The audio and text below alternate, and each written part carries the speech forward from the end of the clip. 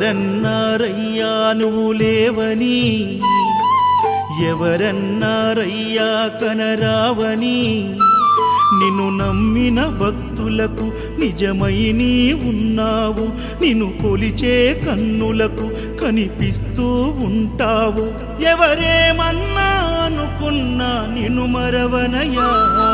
శరణమయ్యప్ప స్వామి అయ్యప్ప, శరణాలు మరవలేను విడవలేను అయ్యప్ప.